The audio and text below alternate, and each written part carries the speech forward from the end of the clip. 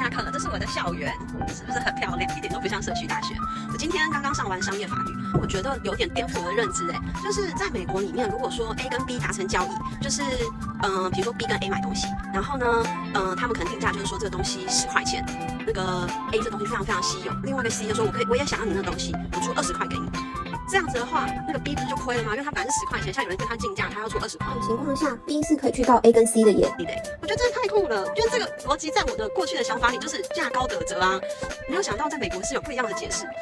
我还特别再去问一下老师，那如果是反方向呢？比如说我很想卖东西，比如说你跟他买你要付2块钱，你跟我买只要付1块钱，那这样的话算不算？他说也算。我觉得太颠覆我想象了。我不晓得是因为我英文不好，然后听的不一样，但我就觉得天哪，这太酷了！美国的法律真的跟我想象的不一样还是要再多学学。好，我慢慢的收集所有这种美国在我突破认知的一些故事给大家。See you， 拜拜。我是旅美人妻，指不了。